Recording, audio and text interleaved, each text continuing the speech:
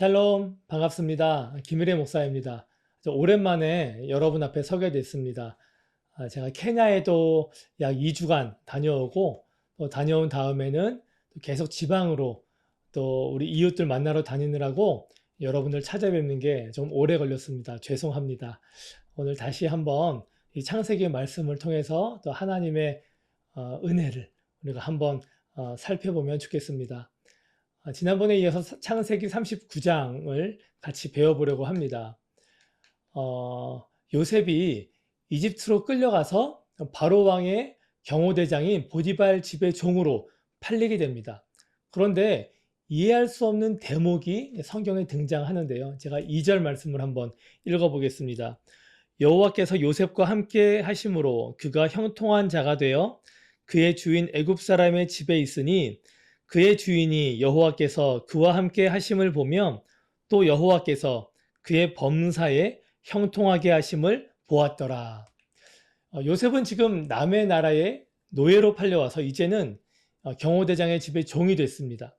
하루아침에 가장 사랑받던 아들에서 다른 나라에 팔려온 가장 천한 신분인 종의 처지가 되었는데 성경은 이해하기 어려운 말을 하고 있습니다. 첫째는 하나님이 요셉과 함께 하셨다는 것이고, 둘째는 하나님이 그와 함께 하셔서 형통하게 하셨다는 것입니다. 어떻게 하나님이 그와 함께 하셨는데 종이 될 수 있고, 또 여전히 종으로 있는 그를 형통하다고 말할 수 있다는 것입니까? 도저히 받아들일 수도 또 이해할 수도 없는 말입니다. 보편적으로 하나님이 함께 하신다면 문제가 해결되고 또 바라는 것들이 이루어진다고 주로 생각하는데, 요셉은 하나님이 함께 하시지만 여전히 팔려가 있는 또 종인 신분입니다.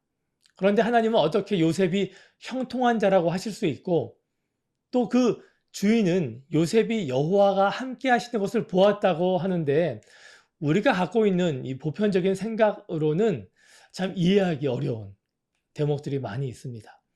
이 창세기 39장에만 여호와께서 요셉과 함께 하신다는 표현이 4번이나 반복이 됩니다.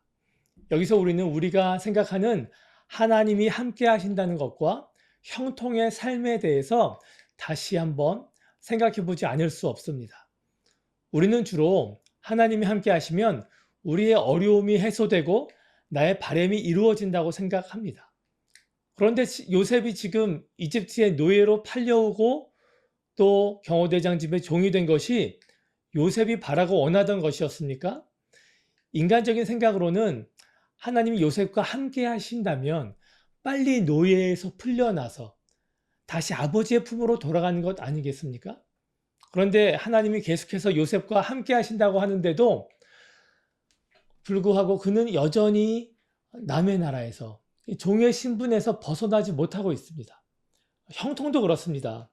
우리가 생각하는 형통은 내가 바라거나 또 힘쓰고 있는 것이 이루어지거나 또 높아지고 부유해지는 것인데, 요셉은 이 보디발 집안에서 이 종의 신분에서는 높은 위치가 되기는 하지만 여전히 이 종의 신분을 벗어나지 못하고 있습니다.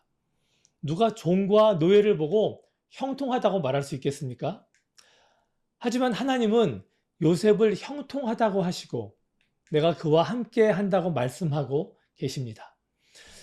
여러분, 그리고 요셉이 생각해보면 얼마나 간절하게 하나님께 기도했겠습니까?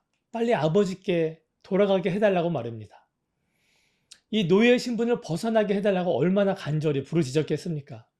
그런데 어떻게 보면 하나님은 그 요셉의 기도를 들어주지 않는 것만 같습니다. 요셉의 이 간구에 침묵하시는 것 같이 보입니다. 그런데 아이러니하게도 하나님은 여전히 요셉과 함께 하고 계시고 또 그를 형통하게 하시고 있다고 성경은 말하고 있습니다. 그래서 우리는 하나님이 함께 하셔도 여전히 어려움 가운데 있을 수도 있다는 것을 인정해야 합니다.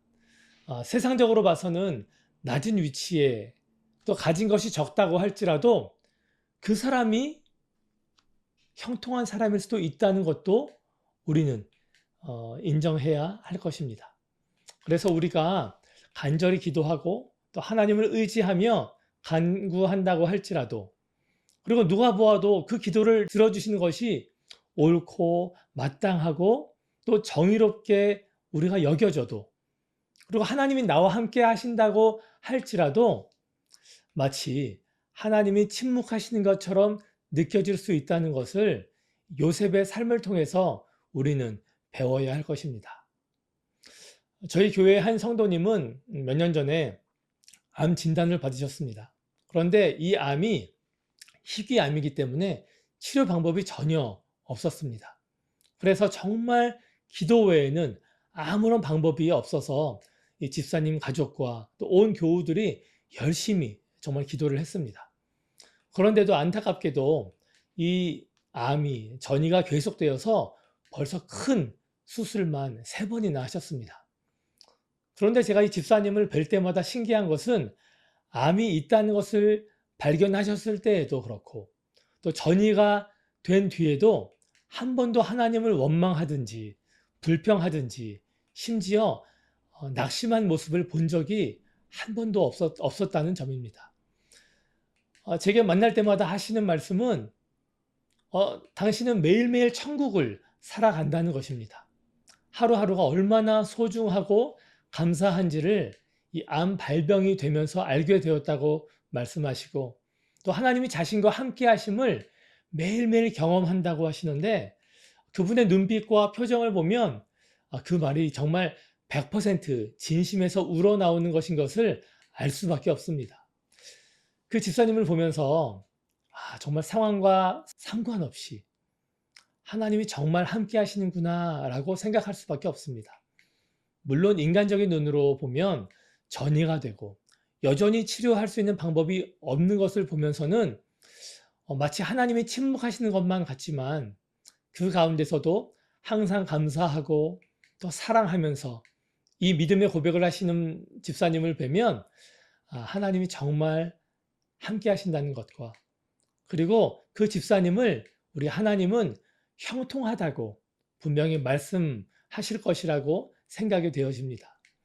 여러분도 혹시 하나님이 내 기도에 응답하지 않으시고 또 내 형편이 나아지지 않는 답답한 상황이라 할지라도 쉽게 낙심하지 마시고 또 그 형편으로 또 판단하지 마시고 우리의 눈을 들어서 나와 함께 하신다는 그 하나님을 믿음의 눈으로 바라보시기를 바랍니다.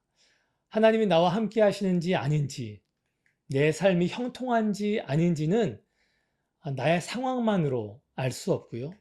사람들의 평가로도 또 내 생각으로도 절대로 판단할 수 없다는 사실을 꼭 기억해 주시기를 바랍니다.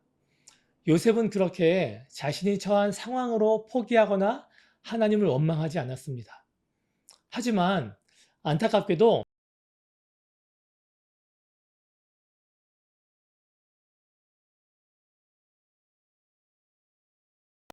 동침을 하자고 끊임없이 유혹을 합니다. 그것을 계속해서 물리치다가 이 부인한테 괘씸죄에 걸려서 오히려 그 아내가 요셉을 모함을 해서 강간미수범으로 몰려서 감옥에 갇히게 됩니다. 한마디 변명도 하지 못하고 노예에서 이제는 죄수의 신분으로 추락을 하게 됩니다. 그런데 성경은 그런 요셉의 어처구니 없는 상황에도 불구하고 아까 읽은 이 2, 3절의 말씀보다 더 이해할 수 없는 말씀을 합니다. 자, 21절부터 23절까지를 읽어보겠습니다. 여호와께서 요셉과 함께 하시고 그에게 인자를 더하사 간수장에게 은혜를 받게 하심에 간수장이 옥중 죄수를 다 요셉의 손에 맡김으로 그 재반 사물을 요셉이 처리하고 간수장은 그의 손에 맡긴 것은 무엇이든지 살펴보지 아니하였으니 이는 여호와께서 요셉과 함께 하심이라. 여호와께서 그를 범사에 형통하게 하셨더라. 성경은 요셉이 억울한 누명을 쓰고 감옥의 죄수로 갇히게 되었는데도 하나님이 여전히 함께 하신다고 말씀하고 또 그런 그의 처지를 형통하다고 말하고 있습니다. 노예의 삶도 형통하다고 하시더니 죄수로 강등되어 버렸는데도 여전히 하나님이 그를 형통한 자가 되게 하셨다고 하십니다. 죄수가 형통해봤자 여전히 자는 것도 감옥이고 자유도 없이 갇혀 살게 되는데 얼마나 형통한 삶을 살 수 있겠습니까? 성경을 여기까지만 읽고 요셉의 삶을 형통하다, 형통하지 않다 말할 수는 없을 것입니다. 왜냐하면 이것이 요셉의 인생의 전부가 아니기 때문입니다. 그 누구도 여러분 자신도 여러분의 삶을 끝났다, 실패했다 함부로 말할 수 없습니다. 왜냐하면 하나님이 나와 함께 하시기 때문입니다. 그래서 우리는 오늘 말씀을 기억해서 내 상황과 환경이 여전히 고난 가운데 있지만 하나님이 나와 함께 하신다는 것을 기억하시고 또 의지하시기를 바랍니다. 그리고 하나님이 함께 하시는 자는 요셉과 같이 형통하게 하신다는 그 믿음을 가지고 한번 선포해 보시기를 바랍니다. 하나님이 나와 함께 하시기 때문에 주께서 나를 반드시 형통하게 하실 것이라고 말합니다. 여러분, 하나님이 보시는 형통과 세상이 말하는 형통은 같지 않습니다. 이 세상에서 더 많이 갖고 더 높아지는 것이 하나님이 말씀하신 형통이 아닙니다. 그 형통은 나의 뜻이 이루어지는 것이 아니고 하나님의 뜻이 내 삶에 이루어지는 것을 말하는 것입니다. 눈에 보이지는 않지만 하나님은 요셉의 삶에서 지금 새 일을 행하고 계십니다. 문제는 마치 더 커가고 아무런 소망도 보이지 않는 것 같지만 하나님은 말씀하신 그대로 요셉과 함께 하시고 또 그를 형통한 자로 만들어가고 계십니다. 요셉 역시 그 하나님을 믿고 의지하기 때문에 원망하거나 낙심하지 않습니다. 그가 보디발 장군의 부인이 자신을 유혹할 때 한 말을 보면 그 어린 나이에 받아들일 수 없는 마치 하나님이 침묵하시는 것만 같은 그 폭풍과 같은 상황에서 어떤 마음과 믿음으로 살았는지를 알 수 있습니다. 9절 말씀을 제가 읽어보겠습니다. 이 집에는 나보다 큰 이가 없으며 주인이 아무것도 내게 금하지 아니하였어도 금한 것은 당신뿐이니 당신은 그의 아내임이라. 그런즉 내가 어찌 이 큰 악을 행하여 하나님께 죄를 지으리까. 요셉은 누가 봐도 하나님께 거절감을 느끼고 반항이라도 할 법한 그 상황에서 하나님 앞에서 자신은 죄를 결단코 지을 수 없다고 고백합니다. 요셉은 자신의 처지와 상관없이 자신을 향한 하나님의 선하심을 조금도 의심하지 않는 것뿐만 아니라 하나님을 경외해서 자신의 삶의 모든 행동을 정말 주님 보시기에 기쁘시게 또 선하게 살아가고 있습니다. 말씀을 마치려고 합니다. 혹시 아무리 하나님께 기도해도 상황이 조금도 나아지지 않는 것만 같은 분들이 계십니까? 그래서 지치고 낙심하신 분들이 계시다면 오늘 이 어린 요셉의 삶을 통해서 다시 한번 주님을 바라보시고 붙잡으시기를 바랍니다. 하나님이 침묵하시는 것만 같지만 절대 그렇지 않습니다. 하나님은 여러분과 지금 함께 하시고 지금 이 순간도 여러분을 위해서 눈에 보이진 않지만 일하고 계십니다.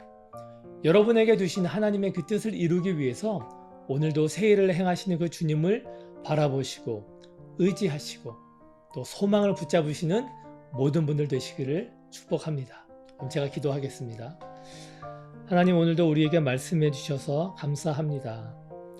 감당할 수 없는 정말 힘든 상황을 맞이한 요셉이 여전히 나와 함께 하시는 그 하나님을 믿고 또 내 삶에서 하나님의 그 선하신 뜻을 이루신다는 것을 의심하지 않는 요셉이기에 하나님 기뻐하시는 그 모습대로 살아가는 것을 오늘 우리가 발견했습니다.